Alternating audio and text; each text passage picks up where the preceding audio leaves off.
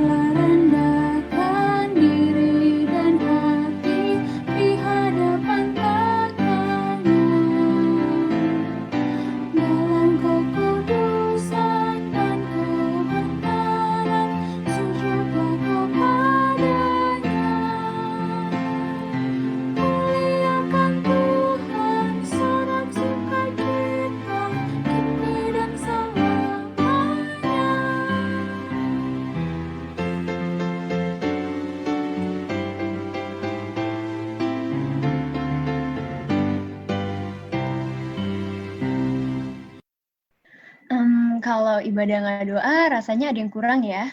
Jadi, sebelum kita mendengarkan firman Tuhan, mari kita meminta bantuan dan tuntunan Roh Kudus. Kita satu dalam doa. Kita berdoa.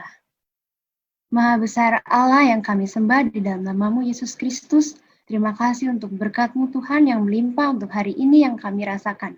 Tuhan, kami mengucap syukur juga untuk kesempatan yang telah Kau berikan hingga kami dapat beribadah bersama.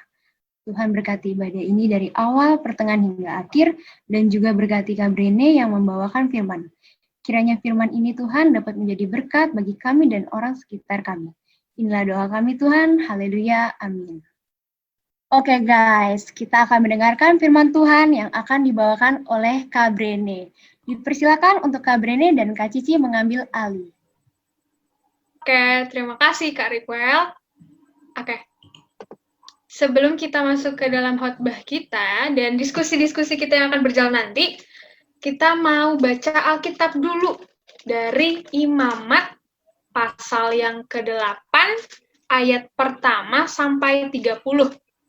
Imamat 8 ayat 1 sampai 30. Oke, kakak-kakak semua, kalau misalnya semuanya udah siapin pembacaan Alkitab kita hari ini, aku mau minta tolong nih sama beberapa kakak-kakak yang udah hadir di dalam podcast kita. Aku pilih Kak Mora dan Kak Grace untuk membacakan firman pada malam hari ini. Dipersilakan, Kak. Firman kita berjudul Pentabisan Harun dan anak-anaknya. Tuhan berfirman kepada Musa, "Panggillah Harun dan anak-anaknya bersama-sama dengan dia, dan ambillah pakaian-pakaian, minyak urapan, dan lembu jantan korban penghapus dosa, 2 domba jantan, dan bakul berisi roti yang tidak beragi. Lalu suruhlah berkumpul segenap umat ke depan pintu kemah pertemuan." Musa melakukan seperti yang diperintahkan Tuhan kepadanya, lalu berkumpullah umat itu di depan kemah pertemuan. Berkatalah Musa kepada umat itu, "Inilah firman yang diperintahkan Tuhan untuk dilakukan." Lalu Musa menyuruh Harun dan anak-anaknya mendekat, dan dibasuhnyalah mereka dengan air. Sesudah itu dikenakannya lah kemeja kepadanya, diikatkannya ikat pinggang, dikenakannya gamis, dikenakannya baju efod, diikatkannya sabuk baju efod, dan dikebatkannya sabuk itu kepadanya. Dikenakannya lah tutup dada kepadanya, dan dibubuhnya di dalam tutup dada itu Urim dan Tumim. Kemudian ditaruhnyalah serban di kepalanya, dan di atas serban itu di sebelah depan ditaruhnyalah patam emas, yakni jamang yang kudus, seperti yang diperintahkan Tuhan kepada Musa. Musa mengambil minyak urapan, lalu diurapinya lah kemah suci serta segala yang ada di dalamnya, dan dikuduskannya semuanya itu. Dipercikannya lah sedikit dari minyak itu ke mezbah 7 kali, dan diurapinya mezbah itu serta segala perkakasnya dan juga bejana pembasuhan serta alasnya untuk menguduskannya. Kemudian dituangkannya sedikit dari minyak urapan itu ke atas kepala Harun dan diurapinya lah dia untuk menguduskannya. Musa menyuruh anak-anak Harun mendekat, lalu dikenakannya lah kemeja kepada mereka. Diikatkannya ikat pinggang dan dililitkannya destar, seperti yang diperintahkan Tuhan kepada Musa. Disuruhnyalah membawa lembu jantan korban penghapus dosa, lalu Harun dan anak-anaknya meletakkan tangannya ke atas kepala lembu jantan korban penghapus dosa itu. Lembu itu disembelih, lalu Musa mengambil darahnya. Kemudian dengan jarinya dibubuhnyalah darah itu pada tanduk-tanduk mezbah sekelilingnya. Dan dengan demikian disucikannya lah mezbah itu dari dosa. Darah selebihnya dituangkannya pada bagian bawah mezbah. Dengan demikian dikuduskannya mezbah itu dan diadakannya perdamaian baginya. Diambillah segala lemak yang melekat pada isi perut, umbai hati, kedua buah pinggang serta lemaknya, lalu Musa membakarnya di atas mezbah. Tetapi lembu jantan itu dengan kulit, daging, dan kotorannya dibakarnya habis di luar perkemahan, seperti yang diperintahkan Tuhan kepada Musa. Kemudian disuruhnya membawa domba jantan korban bakaran. Lalu Harun dan anak-anaknya meletakkan tangannya ke atas kepala domba jantan itu. Domba itu disembelih, lalu Musa menyiramkan darahnya pada mezbah sekelilingnya. Domba itu dipotong-potong menurut bagian-bagian tertentu, lalu Musa membakar kepalanya dan bagian-bagiannya dan lemaknya. Tetapi isi perut dan betisnya dibasuh dengan air. Lalu Musa membakar seluruh domba jantan itu di atas mezbah. Itulah korban bakaran yang baunya menyenangkan, yakni suatu korban api-apian bagi Tuhan, seperti yang diperintahkan Tuhan kepada Musa. Kemudian disuruhnya membawa domba jantan yang lain, yakni domba persembahan pentahbisan. Lalu Harun dan anak-anaknya meletakkan tangannya ke atas kepala domba jantan itu. Domba jantan itu disembelih, lalu Musa mengambil sedikit dari darahnya dan membubuhnya pada cuping telinga kanan Harun, pada ibu jari tangan kanan dan pada ibu jari kaki kanannya. Musa menyuruh anak-anak Harun mendekat, lalu membubuh sedikit dari darah itu pada cuping telinga kanan mereka, pada ibu jari tangan kanan dan pada ibu jari kaki kanan mereka. Lalu Musa menyiramkan darah selebihnya pada mezbah sekelilingnya. Diambilnyalah lemaknya, ekornya yang berlemak, segala lemaknya yang melekat pada isi perut, umbai hatinya, kedua buah pinggang serta lemaknya dan paha kanannya.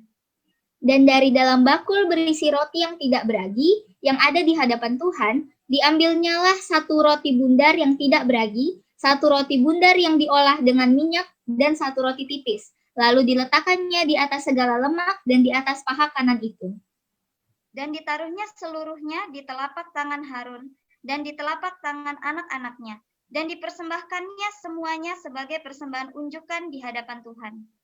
Kemudian Musa mengambil semuanya dari telapak tangan mereka, lalu dibakarnya di atas mezbah, yaitu di atas korban bakaran.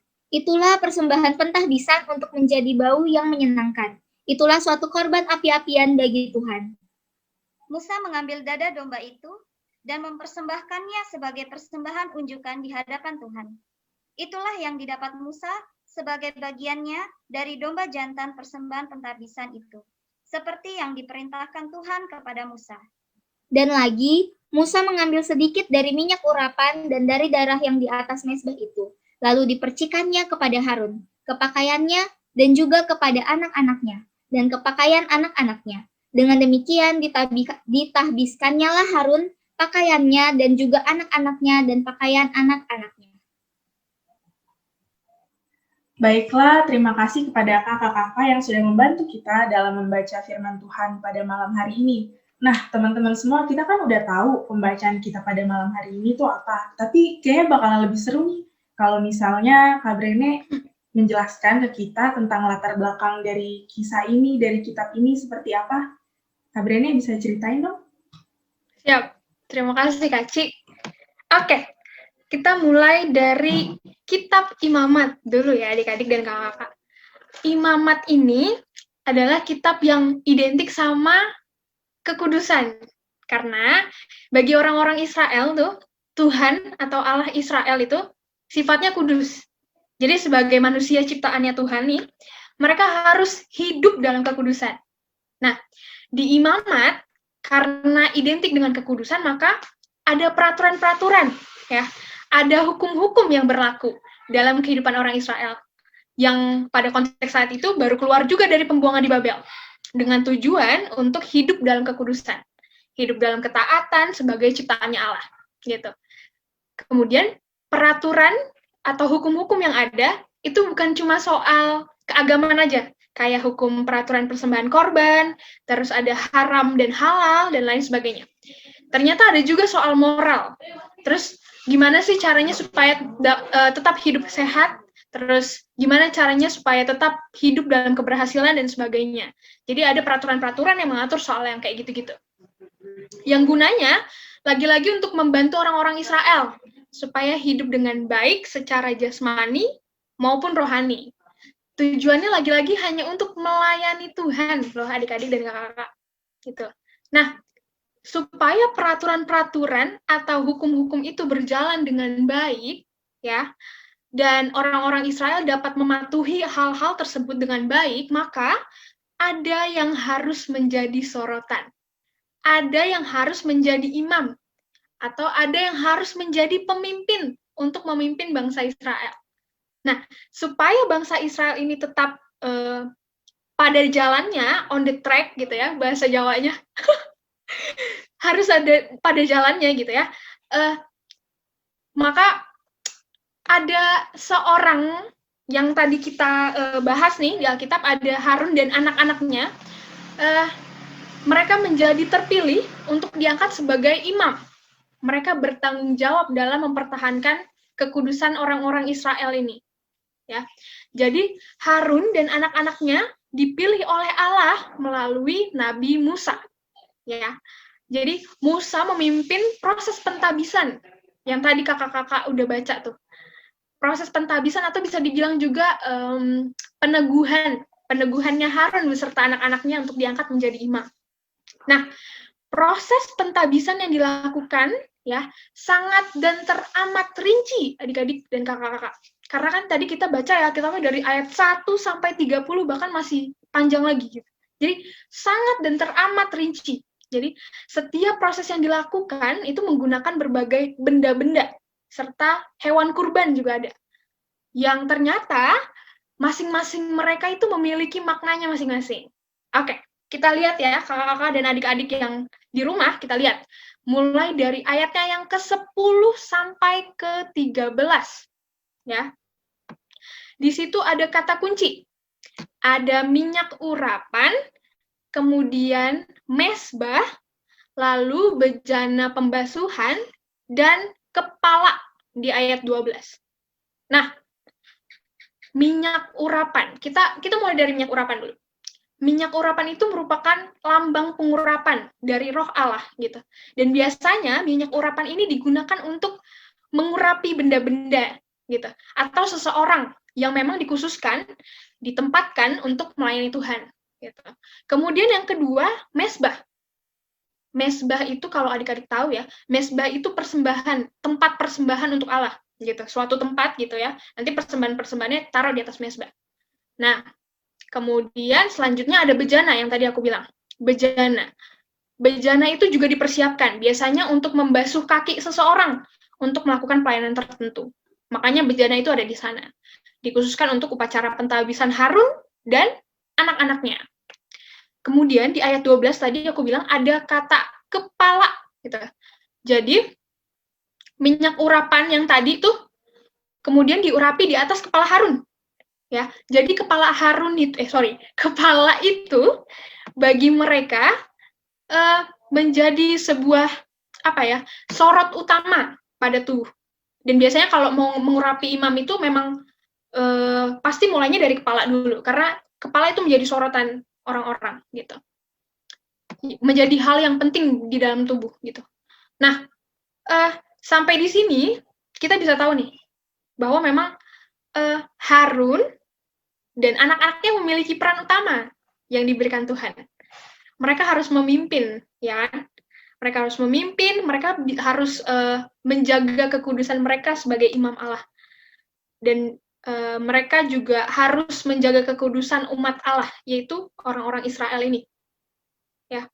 Jadi Harun dan anak-anaknya harus menjaga, mengelola semua hal yang ada di bait Allah.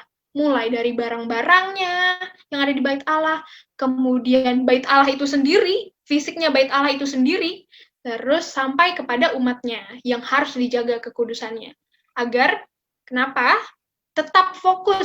Supaya tetap fokus dalam perintah-perintah Allah, gitu. Makanya dia harus menjaga hal itu. Oke, lanjut. Kemudian di ayatnya yang ke-14, adik-adik dan kakak bisa dilihat. Ayat 14 sampai 30. Tuh, panjang banget tuh. 14 sampai 30. Ini udah berisi tentang proses kakak-kakak dan adik-adik. Proses pemberian korban bakaran. Jadi ada berupa hewan-hewan, kayak lembu dan domba. Itu ada tuh. Jadi yang dipakai hanya lembu dan domba. Ada juga roti yang tidak beragi.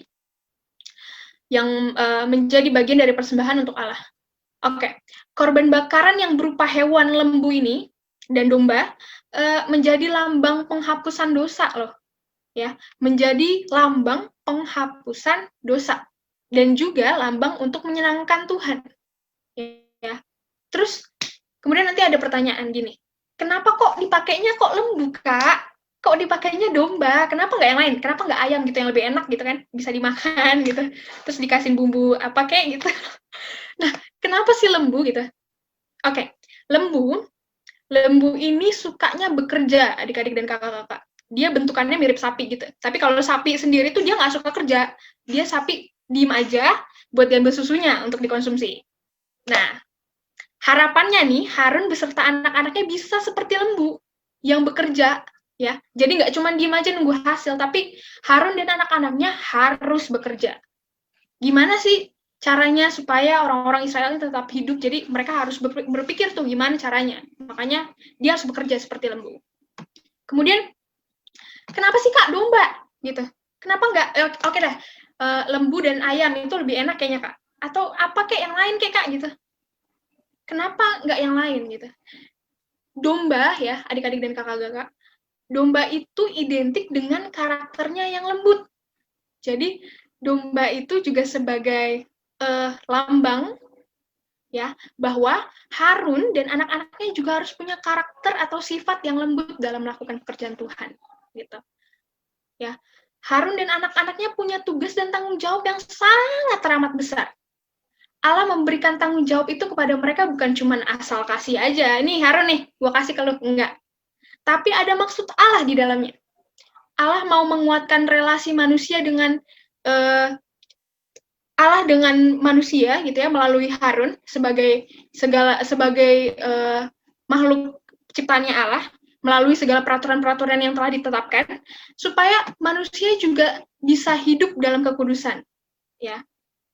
Kemudian tindakan Allah selanjutnya adalah memilih Harun dan anak-anaknya untuk membantu Allah nih dalam melakukan pekerjaan yang besar itu dengan setia, dengan lembut tadi tuh kayak domba, dengan lembut tapi tetap tegas, ya. Tegasnya gimana, Kak? Tegasnya melalui peraturan-peraturan atau hukum-hukum yang ada. Itu, Kak Ci, dari aku. Wah, menarik banget nih pembahasan latar belakang dari Kak yang udah dibawain oleh Kak Brene. Nah, terus Kak Brene, apa sih yang bisa kita dapetin dari cerita Harun dan anak-anaknya ini terlebih khusus nih ya, buat para sobat teruna? Apakah kita harus ngikutin Harun dengan menyembelih hewan seperti yang Kak Brene bilang tadi? Kita harus diurapi juga mungkin dengan minyak urapan, atau bahkan kita harus jadi imam, atau gimana sih Kak Brene? Oke. Nah, pada dasarnya nih ya, kakak-kakak dan adik-adik, Allah itu kan sudah memilih kita, gitu. Allah sudah memilih kita sebagai imamnya. Ada tanda kutip tuh di kata imamnya. Tanda kutip, imamnya, gitu ya. Kita dipilih Allah sebagai imamnya atau pemimpinnya, gitu. Untuk memimpin siapa? Memimpin diri kita sendiri, ya. Dan juga untuk memimpin orang banyak, gitu. Memimpin dalam hal kekudusan yang tadi sama kayak Harun dan anak-anaknya, terus menjaga kekudusan hidup, menjaga kekudusan itu bukan hanya soal kita menjaga kekudusannya orang lain aja ya, tapi bagaimana kita juga bisa menjaga kekudusan kita sendiri gitu, karena kita juga perlu nih dijaga kekudusannya, gitu Kak Cici. Wah, oke. Jadi menurut Kak Brene seperti itu. Nah, jadi hidup kudus tuh yang benar-benar hidup kudus tuh seperti apa sih, Kak? Mungkin bisa dimulai dari Kak Brene, nanti juga kita dengerin dari kakak-kakak lain juga yang hadir di sini. Oke, Kak? Siap. Oke, hidup kudus ya Kak Ci. Hidup kudus itu soal bagaimana kita dapat hidup sesuai dengan perintahnya, sesuai dengan ajaran-ajaran Allah. Jadi nggak harus menyembelih hewan juga sih, Kak Ci, supaya kita bisa hidup kudus. Sekarang yang bisa kita lakukan di zaman sekarang ini nih, adalah bagaimana kita tetap berada dalam jalan kebenarannya Allah gitu. Contohnya, contohnya, banyak banget deh contohnya kalau ngomongin contoh ya. Kalau ngomongin soal ajaran kebaikannya Allah nih, supaya dapat hidup kudus tuh banyak banget gitu. Contohnya, mengasihi sesama seperti mengasihi diri sendiri gitu. Ya. Jadi ketika kita berbuat baik sama orang, ketika kita mau mengasihi orang lain, mau membantu orang lain, maka hal itu akan terlihat ya dan menjadi contoh untuk orang lain. Kayak contohnya ada respon lah gitu ya dari orang lain. Gini, wah iya ya, Kak Grace kemarin bantu aku nyariin dompetku yang hilang. Selain bantu nyari dompetku yang hilang, Kak Grace juga bantu aku supaya aku nggak panik dan tenang. Kak Grace memberikan masukan-masukan agar aku tetap berhati-hati. Nah, mulai dari situ, kakak-kakak dan adik-adik bisa dilihat bahwa ada pandangan orang lain yang positif terhadap kita ketika kita mau melakukan hal kebaikan untuk orang lain gitu. Jadi bisa jadi contoh, bisa jadi panutan, acuan buat dia untuk dia bisa ikut melakukan kebaikan juga gitu. Jadi contoh untuk tetap hidup kudus itu banyak banget sih, Kak. Salah satunya yang tadi aku sampaikan tadi. Tapi Kak Cici, aku teramat penasaran nih Kak Cici. Di sini kan ada member of teman Salatiga. Bener banget, yes. Ada Will. Mungkin kita bisa tanya ke Will kali ya, Kak Will, karena kan bentar lagi udah mau GP. Kalau menurut Kak Will gimana nih Kak Will? Ya nggak Kak Ci? Kita tanya ke Kak Will ya. Bener tuh, tanyain Kak. Contoh hidup kudus, asik. Gimana Will? Ya, contoh dari hidup kudus itu sebetulnya mudah ya kalau ketika zaman-zaman kayak gini. Salah satu contohnya yang seperti Kak Bren bilang, itu menjaga kekudusan tubuh karena tubuh kita adalah persembahan yang sejati seperti yang dikatakan oleh Alkitab. Benar nggak Kak Bren? Bener, mantap. Anjay, mantap. Ayo, mewakili kata-kata anak PT sangat. Oke, ini mewakili ya, Will, sangat-sangat mewakili. Gitu Kak Ci. Mantap. Menjaga kekudusan tubuh juga penting. Iya bener, aku setuju sama Will. Menjaga tubuh kita ya. Tuhan kan udah kasih nih tubuh kita nih dengan teramat baik ketika kita lahir tuh. Tapi sekarang pertanyaannya ke kita nih. Apakah kita bisa menjaga merawat tubuh kita ya dengan baik gitu. Itu sih. Gimana Kak Ci? Wah, ini ada nambah lagi nih satu topik ya ternyata dari jawabannya Will. Nah, pengen denger juga nih tanggapan dari kakak-kakak yang lain. Mungkin di sini kita bisa mulai dari Kak Esti. Oke, tentang ini ya Kak ya, hidup kudus ya. Kalau menurut aku sih, Sama seperti yang tadi Will bilang, ada lagi nih Kak yang lain nih, hidup kudus itu bisa juga dibilang atau diartikan ketika kita mau mengkhususkan diri kita untuk mau belajar taat. Jadi kita nggak cuman ikut-ikutan yang orang lain lakukan, tapi kita mau untuk berkomitmen melakukan apa yang kita tahu Tuhan kehendaki. Soalnya tuh Kak, kadang-kadang kan kita bisa nih ya, kita tahu nih yang benar gimana gitu, tapi karena kita ngelihat orang lain nggak lakuin misalnya, kita tahu aturannya yang benar gimana, tapi karena orang lain nggak lakuin, kitanya jadi nggak ikut ngelakuin. Nah, menurutku itu salah satu contoh yang kita nggak menjaga kekudusan yang kayak Ibu bilang, selain menjaga tubuh tadi. Itu mungkin sih kalau menurutku. Oke, baik. Terima kasih udah Kak Esti yang udah memberikan jawaban dan sharing pada kita, dan juga teman kita nih, Will ya. Baiklah, sekarang kita ini bakalan masuk ke pertanyaan yang selanjutnya. Tadi seperti yang Kak Brene bilang, aku nandain nih, ada kalimat yang kita tuh harus bisa jadi pelayan Tuhan. Nah, apakah untuk jadi pelayan Tuhan itu, kita harus sama nih kayak orang-orang di gereja, kayak misalnya Ibu Pendeta Erika gitu, kita harus jadi pendeta, atau kita harus jadi majelis gitu, atau gimana sih Kak Bren? Wadaw, oke. Menjadi pelayan, ya, menjadi gembalanya Tuhan, bukan cuma tanggung jawabnya Ibu Bapak Pendeta aja sih, bukan cuma tanggung jawabnya Ibu Pendeta Erika, nggak juga harus jadi pendeta sih, bukan juga cuma tanggung jawabnya Om Tante Penatua Deakan juga nggak, bukan cuma tanggung jawabnya kakak-kakak lain PT juga bukan, tapi tanggung jawabnya semua orang, Kak. Jadi menjadi pelayan atau gembala itu punya banyak cara gitu ya, karena kan bukan hanya menjadi seorang pendeta dan sebagainya ya, karena kita semua bisa, jadi punya banyak cara juga untuk menjadi pelayan, dan gembala itu punya banyak cara. Bisa melalui bakat. Sama kayak Kak Gladys tuh minggu lalu ya, dalam khotbahnya, untuk melayani Tuhan tuh bisa melalui talenta, melalui bakat minat kita masing-masing, Kak. Contohnya, nyanyi, ya kan? Main drama, main musik, apalagi ya? Gamers nih, Will kan gamers nih. Gamers tuh juga salah satu contohnya loh. Gamers yang baik bukan gamers yang main curang demi kemenangan, tapi bermain dengan sportif gitu kan, supaya meraih kemenangan, ya nggak? Jadi hal itu juga yang menjadi contoh kecil Kak untuk tetap hidup kudus, untuk menjadi contoh bagi orang lain gitu. Dan masih banyak lagi sih Kak.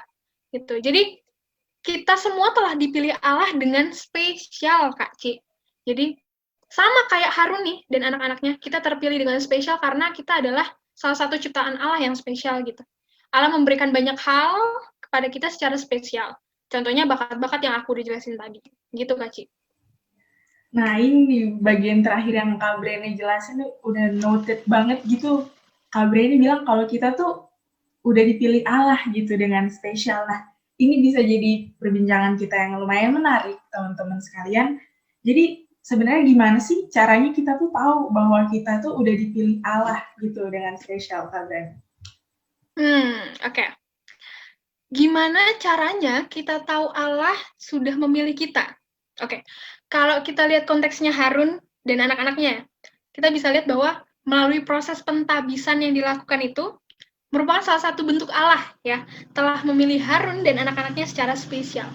Terlepas dari kesadaran terpanggilnya Harun dan anak-anaknya secara intim dengan Tuhan ya Kak. Tapi sebenarnya ya, proses pentabisan yang dilakukan yang sangat rinci itu yang tadi aku bilang menjadi saksi atau menjadi simbol gitu. Ya, pentabisan itu menjadi saksi atau menjadi simbol bahwa Harun bersama anak-anaknya telah dipilih gitu. Kemudian kalau kita nih sebagai anak-anak teruna dan kakak-kakak lain teruna, bagaimana kita tahu Allah udah pilih kita? Ya melalui banyak cara, Kak. Caranya Tuhan tuh unik banget ya. Dan masing-masing orang pasti memiliki kepekaannya sendiri terhadap panggilan pemilihan dan pemilihan Tuhan yang berbeda-beda. Bahkan dari kita lahir di dunia ini ya, itu juga bentuk bahwa Tuhan telah memilih kita secara spesial untuk melayani, untuk menjadi gembala di tengah orang banyak. Gitu sih Kak Ci, kalau menurutku. Tapi nggak tahu kalau menurut kakak-kakak lain yang lain nih, Kak Ci. Nah, di sini kan, iya, benar banget. Mungkin kita mau dengar ini tanggapan dari Kak Grace tentang bagaimana kita tahu Allah udah memilih kita. Kak, kalau menurut aku sih, bagaimana kita tahu kalau Allah memilih kita? itu tuh ada pada keyakinan dalam diri kita sendiri. Di mana keyakinan-keyakinan yang ada di dalam diri kita itu juga akan membentuk kita menjadi, kita tuh percaya bahwa Allah tuh memilih kita. Contohnya, kayak kita tuh dipilih menjadi misalnya liturgos untuk ibadah teruna, bisa jadi juga untuk ibadah-ibadah yang lain. Nah, menurut aku itu caranya kita tahu bahwa Allah itu memilih kita. Wah, bener banget tuh, Kak Grace. Ternyata kita juga, bentuk keyakinan kita itu adalah cara kita tahu Allah memilih kita. Nah, tadi kan udah nih dari Kak Grace, dari kakak-kakak layan PT. Sekarang kita mau denger nih jawaban dari Sobat Teruna kita, Will. Ayo Will, jawab Will. Oke, gimana caranya aku tahu? Ya, biasanya itu memperdalam iman sih. Nanti kepekaan kita itu bakal semakin dalam dan semakin tajam untuk menyadari kita itu menjadi iman-iman Kristus. Dan menjadi imamnya Kristus itu, apa ya, itu sebuah panggilan sih menurutku sih. Jadi kita dipilih, dipanggil oleh Allah, itu pilihanmu untuk menolak atau menyetujui atau mengikut istilahnya ya. Nah, di sini aku berusaha untuk menyetujui dan mengikut Allah dan menjadi pelayan. Menjadi pelayan tuh gimana? Ya semudah menjadi, ya nggak mudah sih, cuma istilahnya tuh menjadi terang dan garam di pertemanan kita, pokoknya di lingkungan terdekat kita. Ya, begitu. Mantap. Oke.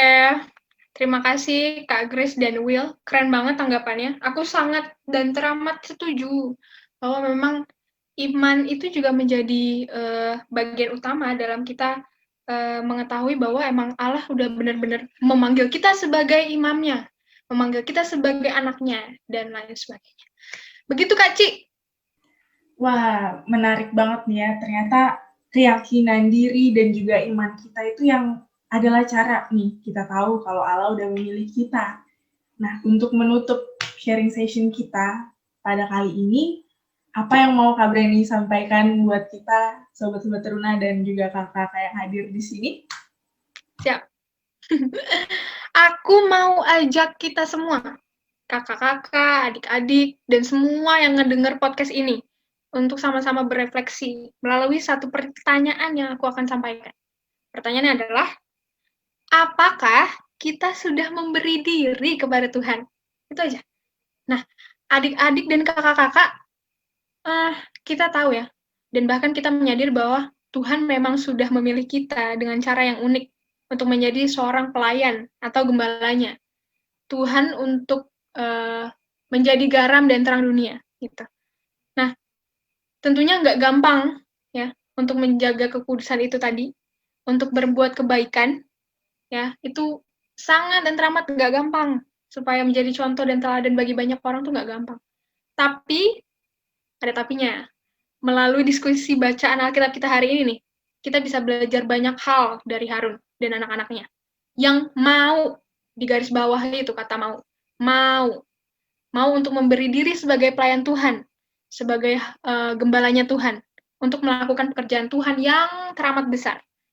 Jadi aku mau ajak adik-adik dan kakak-kakak untuk sama-sama nih berusaha untuk menjadi pelayan dan gembalanya Tuhan dengan cara kita masing-masing. Ya, dan tentunya dengan ketulusan, supaya semua orang yang di luar sana bisa meneladani apa yang kita lakukan. Dan ikut bergabung tentunya untuk menjadi pelayan dan gembala Tuhan yang setia. Amin.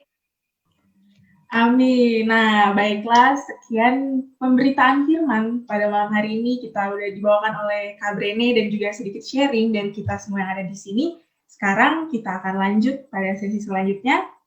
Silakan Kak Rikwel. Wih, mantap banget Kak Brene ya.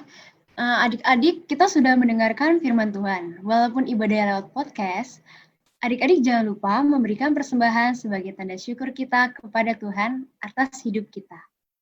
Nah, selanjutnya ada Warta Taruna. Yang pertama, ucapan terima kasih kepada kakak-kakak dan teman-teman yang sudah mengambil bagian dalam teman podcast hari ini.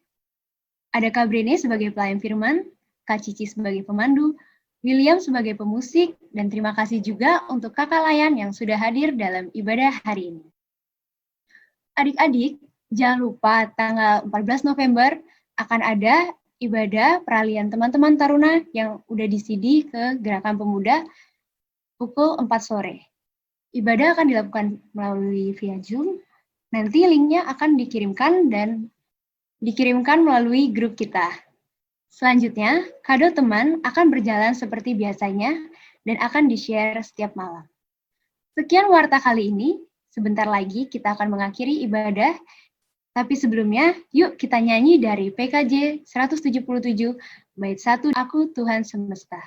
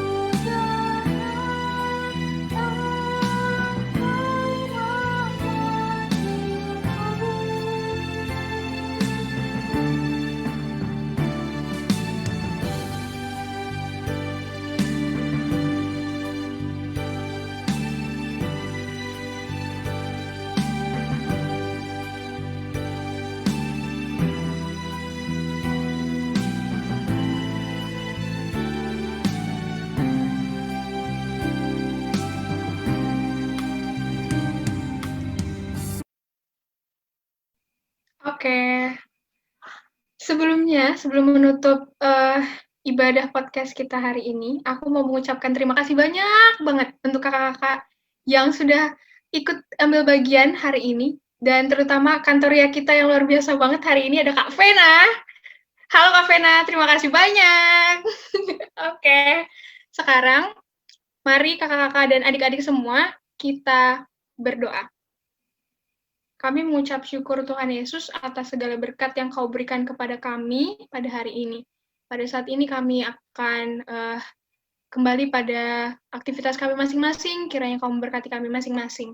Inilah doa kami Tuhan, yang jauh dari kata sempurna, di dalam nama Kristus kami berdoa dan mengucap syukur. Amin.